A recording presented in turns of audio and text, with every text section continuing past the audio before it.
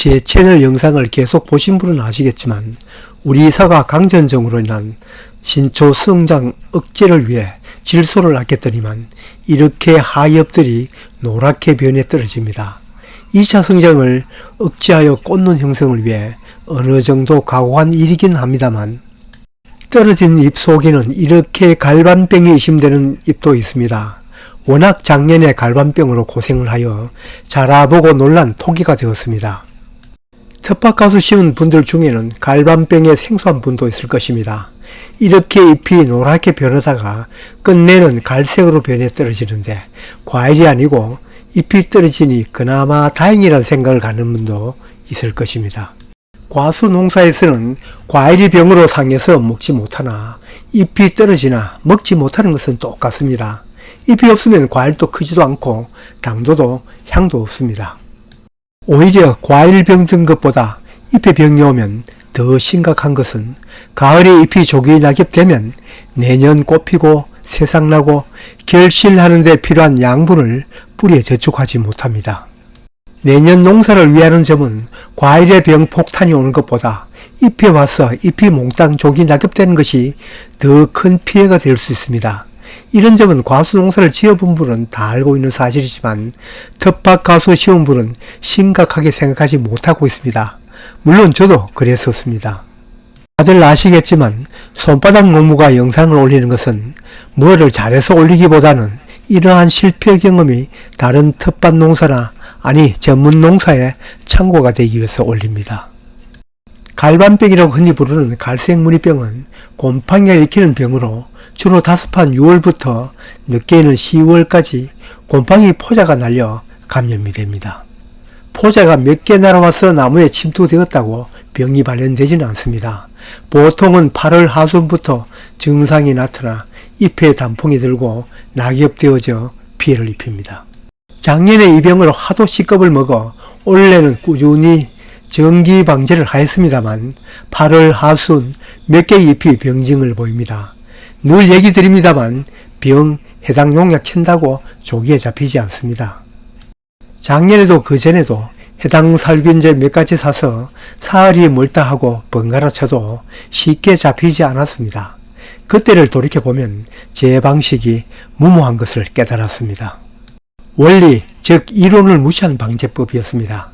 병은 3가지 조건이 합쳐질 때 일어납니다. 그 무서운 병일지라도 그 중 한 가지만 빠지면 절대 병이 일어나지 않습니다. 우선은 봄밭의 병 원체를 없애기 위해 개체수를 낮추기 위해 가을 방제도 겨울 방제도 하지만 지금 해야 될 일은 환경 조건을 바꾸는 것입니다. 아시다시피 곰팡이는 습한 곳에 발병합니다. 이 병이 발병하는 곳은 햇빛이 들지 않는 저속 깊은 곳에 있는 잎입니다. 저부터도 평소 말은 햇빛과 통풍이 잘 되도록 나무를 관리해라고 하지만 막상 병이 들면 약부터 칩니다.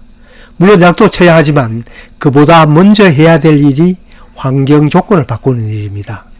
흔히들 잘 뜨는 약부터 찾습니다만 언제나 이게 먼저입니다. 한마디로 복잡한 가지를 제거하는 것입니다. 그렇다고 아무 가지나 잘내는 것은 당연히 아니죠. 여기에도 순번이 있지만 여름 전정, 겨울 전정의 방법과 크게 다르지 않습니다. 만만한 것은 원산대지라고 언제나 제거 1순위는 바로 힘차게 선 도장지입니다. 안에 있든 밖에 있든 일단 다른 가지의 햇빛을 가리니까요. 진작 제거하지 하였겠지만 이때까지 2차순 억제하느라고 양분 배출구로 둔 것입니다. 제거 2번은 저 깊숙한 주간에 가까이 나 있는 가지들입니다. 여기 있는 가지는 과일이 열려도 크질 않습니다. 그러면서 통풍은 방해합니다.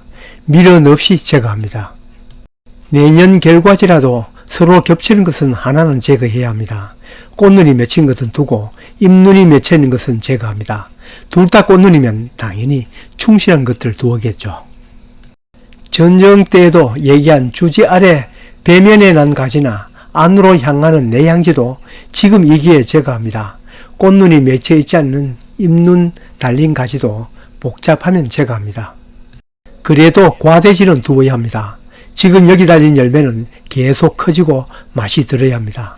지나치게 가지와 잎을 제거하거나 달린 과일에 광합성 양분을 가장 많이 공급하는 과대지는 그대로 두어야 합니다. 이래저래 잘라낸 가지가 밑에 수북히 쌓였습니다. 가지를 제거하면서 아직 나무에 붙은 병들린 잎도 당연히 떨어뜨립니다.